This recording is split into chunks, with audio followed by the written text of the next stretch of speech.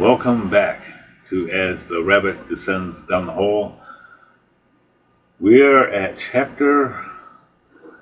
well, we're at chapter 5, and let me tell you, this is where it gets a little crazy for Joseph. Um, he he's in jail. You didn't catch it in the last episode. I call these the years of iron and silence. So he gets thrown into jail for being a good a slave servant, whatever you want to attribute to him. He was one of the better ones that Potiphar had, and the wife got rid of him. You gotta think Potiphar was probably mad about this whole thing. He was probably mad at her. Like, what? You know? Well, anyway, he's in, these this prison cell. And like I said, I mean, many times they were by the sewer system, so they stunk. And the sewer system, they weren't like today, where it's like piping and things like that. I mean, it's just like this water and all the stuff would just flow through it and flow out of the city. In fact, here, just a thing, just to take note of, um, when Jesus talks about a hell, specifically, he actually, that's how he describes it, as someone by the sewer system where they lived and things like that. So that's just something to kind of consider. It's pretty crazy. Anyway, getting back to the point of our story here, he had a lot of time to think about this. He's kind of back in the position that he was initially, like with his brothers. His brothers sold him out, and then he was sold out here, and he went into slavery one time. Now he's in prison, but because he was a slave, he kind of can cope with prison life possibly a little easier. I don't know. I mean, he's he knows that they're going to give him food, water, etc. when they want to. And I mean, that's a harsh life, regardless. But Joseph has good character, and he kind of is able to get, I'm not going to say favor per se with the guards, but it kind of, like, he does get some leeway as time goes on. But you think about it, I mean, he is broken at first. He just starts getting somewhere in life, and then,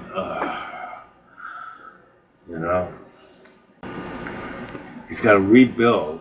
He's got to rebuild everything. Um, and you can just know they were nasty to him. Because it's just the way things are. And they get food thrown at you. Actually getting, some good sleep, and they'll just mess with you just to do it because they can. Well, the idea of being kind to each other, well, that doesn't, especially back then, and even in a lot of places. I mean, sleep deprivation is like a major thing that prisons do just to get inside your head and just to screw with you. And not necessarily in the U.S., but in other places of the world. I mean, the concept of this man who can interpret dreams and who could curry favor with people. I mean, all that basically just went, However,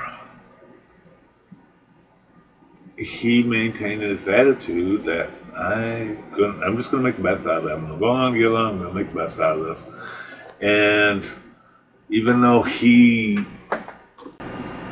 and here's something just to consider with all this. Did he even speak the language of an Egyptian?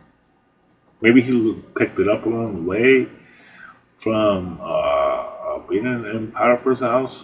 Maybe he learned a few things, but did he actually, was that even his language? I don't think it was. You know. In any case, let's get back to this. And So he's thrown into prison, and you know the warden was messing with him. You know the guards were messing with him, but they also noticed that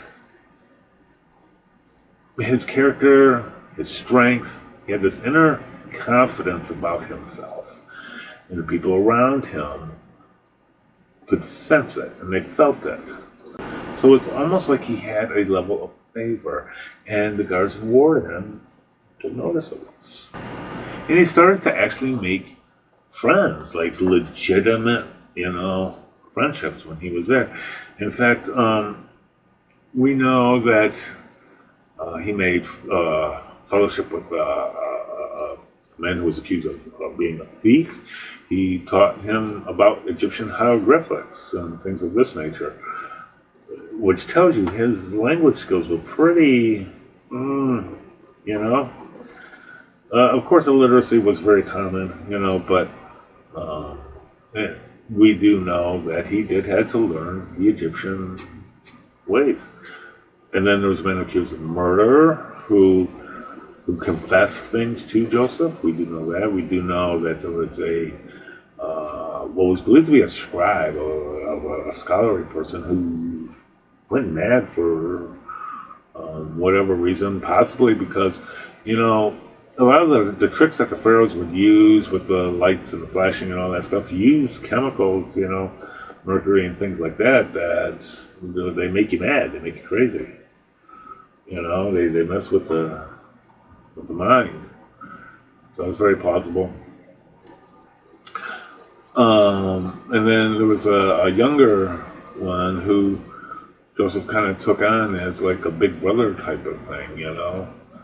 So, I mean, he did have like this little group of people, and they basically became like a new set of brothers, new friends to him.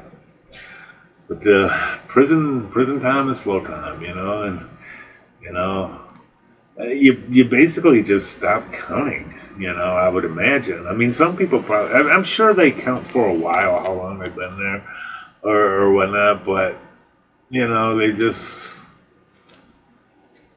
it's routine. It's just over and over and over and over and over. Same thing over and over and over. And, it just doesn't stop, you know.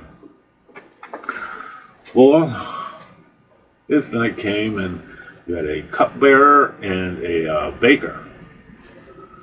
And they came in, but there was something a little different about them. Like they came from royalty, possibly, or from the palace. I mean, there was something a little different about them. And he listened to them. Joseph listened to them, and then one day he had a dream, and he told them about this dream. He said that the baker was going, basically the baker was going to be executed, and the cupbearer was going to be restored. And that's ultimately what ended up happening. And he told the cupbearer, "Remember me, as you go back to the palace. Remember me." You know, there was word of Pharaoh having hard times and wondering what's going on, and they believed in dream interpretation and things like that. Well, I can interpret dreams. You're going back to the palace. Yeah, sure, I'll pray for you, type thing. Well, it was a very long time, very, very long time before anything. And then Joseph, I mean, you think about it, you start getting your hopes up again. He's starting to get his hopes up. I could possibly get out of here pretty soon. Nothing. I mean, it's just phenomenal, right? I'm sure he prayed to God, and God told him, "I'm still writing your story. It's just all going to work out, and nothing can take it away." Talk about endurance. I mean, they talk about patience. Don't you say patience? This is endurance. This isn't about just being patient. This is endurance. And one day, finally, after many years, silence, the cupbearer finally tells Pharaoh, I know someone who can interpret the dream that's keeping you up at night. And that's what we'll pick up in our next episode. Hope to see you then. See you soon.